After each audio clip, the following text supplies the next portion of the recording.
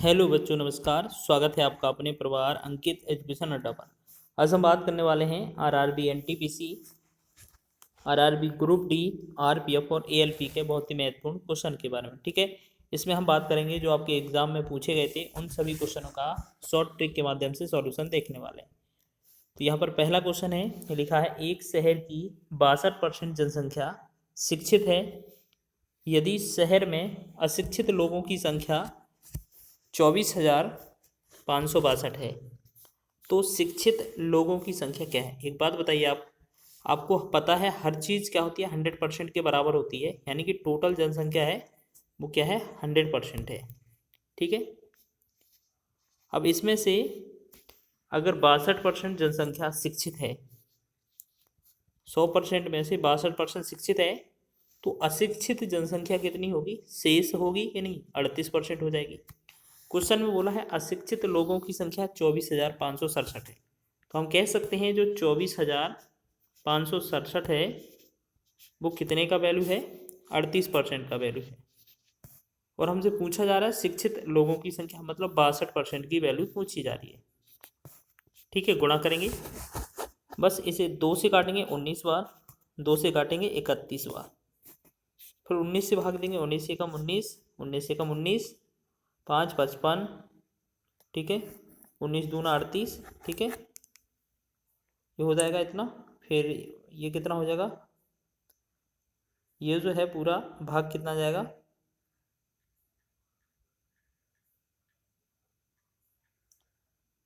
चलिए एक काम करते हैं, ये क्या 24,567 में,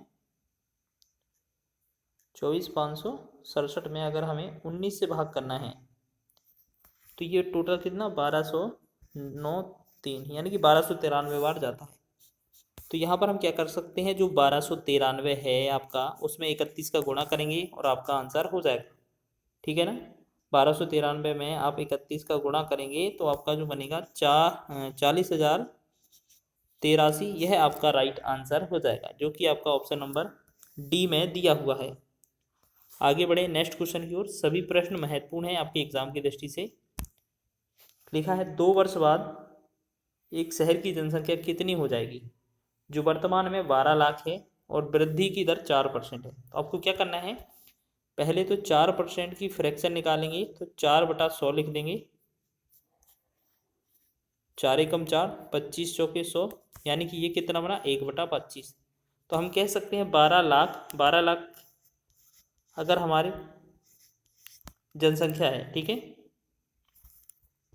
तो 12 लाख में आपका 1/25% की दर से बढ़ रही है, तो ये कितना 26/25, और कितने वर्ष, लगातार 2 वर्ष की बात की जाए तो 26/25। बस इसको कैलकुलेट करना है, आंसर हो जाएगा। ठीक है ना, तो हम क्या करेंगे 25 से काटेंगे, 25 चौके 100, 20 बचा 200 हो जाएगा, 25 अट्ठे 200, 3 0, 25 से भाग करेंगे, 25 से कम 25, 25 से भाग करेंगे, 25 से कम 25, और यहाँ बचा 23।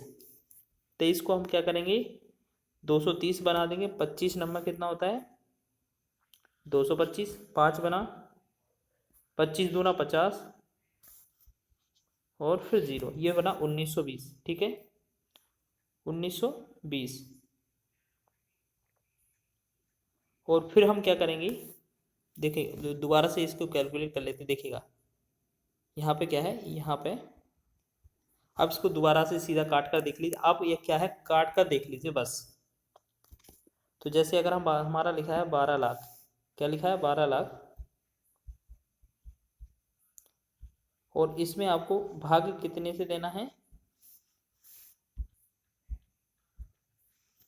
ठीक है, इससे इन दोनों से, तो ये सबका जो पहला कितना आ रहा था 25 चौके 100 आया था, फिर 25 अट्ठे 200, और 3 0 साथ में, फिर एक बार और 25 से काटेंगे तो ये कितना बार जाएगा 1920 बार। अब हमें क्या करना है, जो हमारे पास 1920 है उसमें हम क्या करेंगे 1920, अब इसमें हमें क्या है इस 26 का गुणा और एक और 26 का गुणा, बस इन तीनों का गुणा करेंगे तो ये बनेगा 12 लाख 97,920। तो 12,97,920 कौन सा विकल्प दिया हुआ है? ऑप्शन नंबर ए आपका सही हो जाएगा। तो इस तरीके से आपका ये क्वेश्चन जनसंख्या पर आधारित बहुत पूछा जाता है।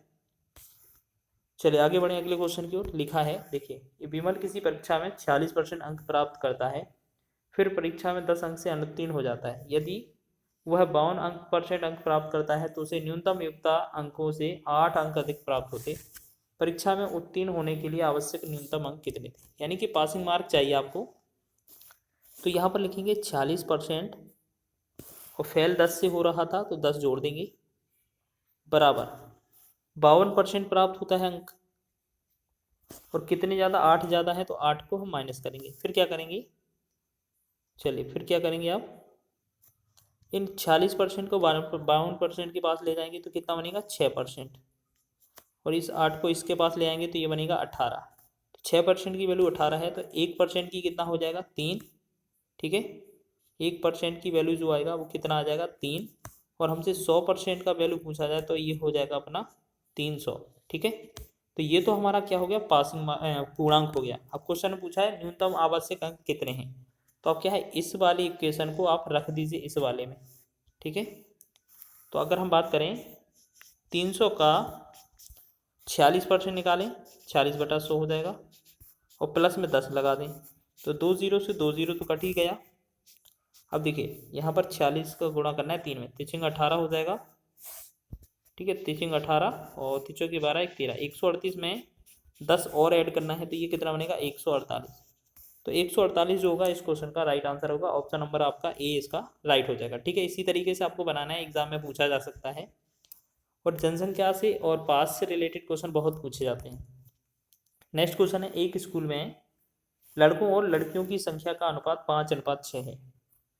तो 20% लड़के और 25% लड़कियां छात्रवृत्ति धारक हैं, तो कितने प्रतिशत छात्रों को छात्रवृत्ति नहीं मिली है? जैसे हम बात करेंगे, यहाँ ये 5 लिखा है, इसे हम 500 मान लेते हैं अपनी तरफ से। जहाँ 6 लिखा है उसे 600 मान लेते हैं। ठीक है, तो यहाँ पर पहली वाली क्या है? लड़के हैं, दूसरी क्या है? लड़कियां हैं। तो लड़कों वाले में कितना? 20%। तो 500 का हमें क्या निकालना है? 20%। 20% निकाल देंगे, 20/100। 2 जीरो से 2 जीरो, 20 पंचे कितना हो जाएगा? 100। ठीक है, 100 तो ये आ जाएगा। लड़कियों का कितना है? 25%, मतलब 600 का 25/100। 2 जीरो से 2 जीरो, 25 छक्का 150, यानी कि लड़कियों का कितना आया? 150। अब बोला है लड़कियां, ठीक है, छात्रवृत्ति धारक है। बोला है कितने प्रतिशत विद्यार्थियों को छात्रवृत्ति नहीं मिलती है? अगर हम बात करें टोटल कितना, 6 और 5 1100 विद्यार्थी हैं, और ये कितने हैं? 250 विद्यार्थी हैं। ठीक है, ये कितने? 250।